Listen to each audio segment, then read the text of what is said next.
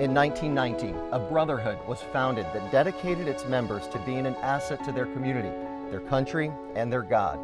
Over a quarter century later, Iota Chi Epsilon remained the only local fraternity left on the University of Cincinnati's campus. We were looking for a national fraternity to affiliate with because we had a good class, had a good fraternity, but we knew that it was going to be difficult to try to get people to join if we weren't a national name. I think they were sought after by 2 or 3 national fraternities to join because they were so well accepted.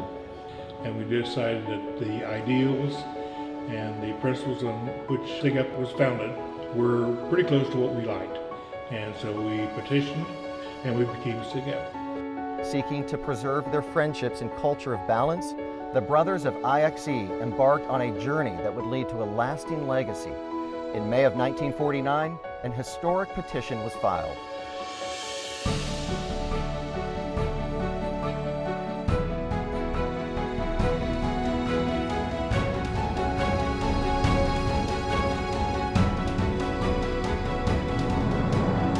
It has been said that a fraternity is an organization of kindred people, banded together for their own benefit, looking neither to the welfare of the individual nor to the community.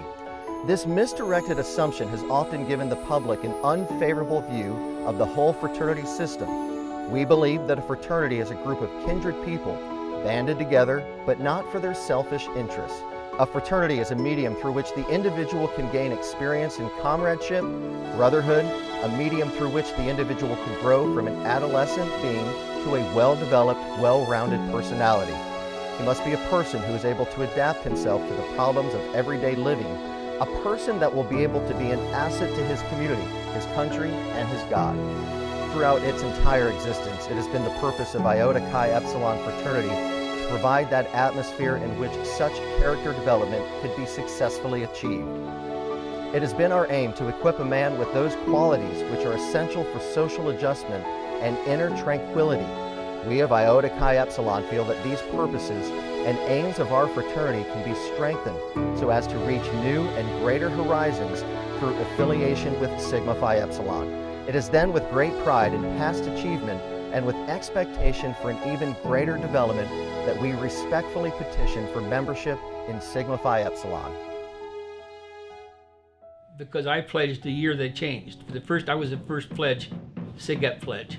But I knew all the guys were still there, you know. So maybe we had an average chapter of 40. We were getting veterans back. And of course, they were a little mature because they've been in combat, a little more experienced than some of the whippersnappers that we have today. I lived in the Calhoun Street house, and it was way very small. Maybe 30 people lived in the house, where we all slept in 3-tier bunks.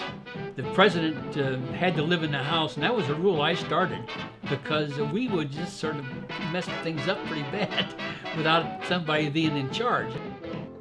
First Queen of Hearts Day was held in the old student union, and we invited all the other fraternities on campus. And we marched in singing, I forget what SIGEP song, and from different directions, and it was very impressive. And had a band, professional band and so forth, and it was just open to the campus and everybody showed up. You know. That was a big success. And that's when we started talking about leaving our little house up on Calhoun Street. Eric Weiss was one of the ones that actually found this location. I believe it was owned by Professor Alexander, and it was a 3-apartment building.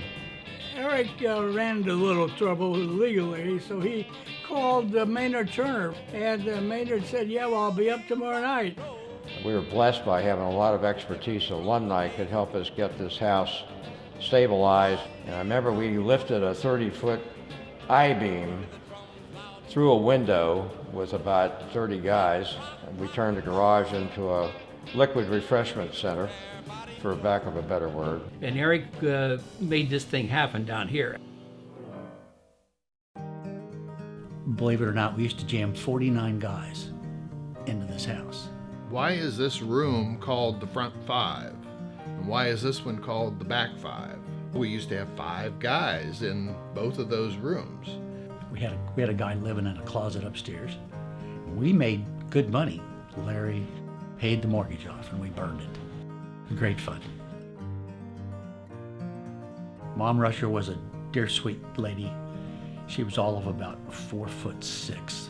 Every chapter on campus had house mother. She lived in the house all but one night of the week, and she taught us as pledges manners. She ordered the food and worked with the cooks in planning the meals. She taught us dinner manners at the dinner table. We all knew how to, serve from the right, clear from the left, and all that kind of stuff. We all had dinner together.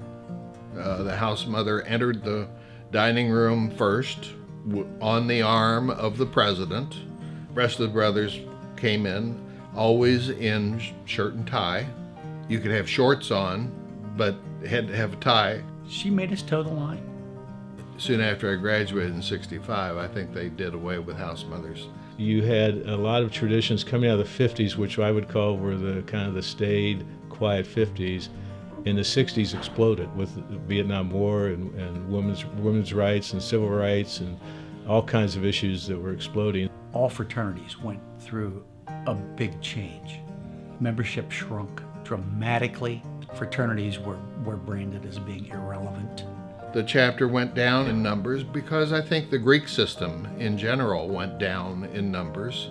But we never got hurt as badly as some of the others that actually had to shut down and recolonize.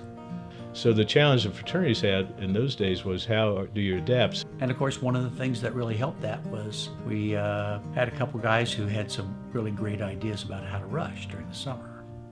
We were looking for a competitive advantage to get the talent, get in front of the talent before anybody else could. We didn't steal the idea. We made the idea SIGEP. The Delts had tried to do it. That was started in the spring of 1986. I secured from the Ohio State Department of Education the names and addresses of all the high school principals or counselors. But it was really just to try to find the top talent, somebody that actually fits what we talk about today as far as the balanced man. We wanted to get to them quicker than anybody else and have that impact.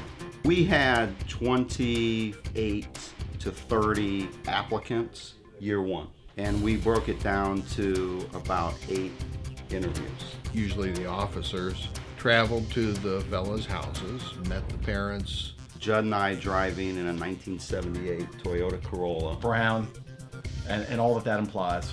It was not good. Not good. Not good at all. Driving from here to Cleveland for a couple of interviews, Columbus area for a couple of interviews.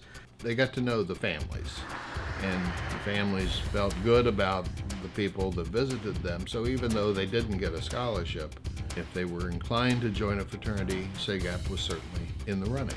I think we brought down 5, and we ended up pledging 4 of the 5. And Don Kindle, he's like, we'll pledge classes, 50 guys. 50 guys. We gotta have 50 guys. And I'm like, this guy. We don't even have either 50 guys in our chapter. Oh, we had 35 when I pledged. People wanted to treat that as a scholarship, which was fine, but the pool of talent in that top 50 finalists is just knock your socks off. The big concern with that was it going to take root? Was it going to be sustainable once those 2 guys left the chapter? And I think that's what headquarters was watching to see if this was repeatable, sustainable, was it going to improve the chapter? And they saw results, and the results were paying off here. We went from 30 guys when I pledged to 90 guys when we left in 2 years. We probably interviewed 100 kids. 3 nights out of the week, we'd spend 2 hours driving around all of Ohio to talk to people and to get to know people and to start to build those relationships. Going out and meeting these amazing young men in high school, what we looked for was a good guy. When I was on exec, we started bringing in 28, 30, 32, and those were big classes, and we had to learn how to manage that many new members. You learn how to manage 30, you learn how to manage 35, then you learn how to manage 40. You learn how to recruit that many, and you have a good product like what we have. It's a fruition of some of that visionary work that they had back then. It gives me hope for the fraternity, for the direction that's going in the future. Diligence is Don Kindle. I mean, that dude stuck with that idea and realized that the Balanced Man Scholarship was the vehicle to get bring to his that vision 50 to man life. pledge class. And by that time, this chapter was earning some buck cups, and earning buck cups in a row, in a row, in a row. So that was where that program really started taking root. And Don Kendall was the one that kept nagging headquarters that they need to really adopt this. Down in Nashville, was it 10 years ago? You're sitting at the old Grand Ole Opry on wooden benches, and I wasn't sitting with the chapter. I never sat with the chapter much when it came to conclaves because this was their moment to shine. This was their reward. I'm just sitting over on the side somewhere watching the event and having a great time. And they were handing out buck cups and all this, and you got down to the end, and all of a sudden, Ohio Theta didn't win one. You know, I was sitting there depressed, and the lights go dark, and all of a sudden the stage lights up again, and they roll out a table covered with black cloth, and they lift the cloth off, and there's these gold buck cups. What in the heck is this? I hadn't gotten any wind of this. And they talk about 5 buck cups in a row. They're going to have something different for sustainable repeat operations. And they rattle off the first 2 winners. There's one left on the table, and that was Ohio Theta's. Chapter just goes nuts. I knew where they were because you could hear it screaming down there in the front rows. Ohio Theta has upheld a storied history of excellence upon the 29-year foundation of Iota Chi Epsilon and the ever-growing alumni support of Sigma Phi Epsilon since 1949. Throughout the years, Ohio Theta can be characterized by its spirit of innovation, balance of mind and body, and principles of virtue, diligence, and brotherly love,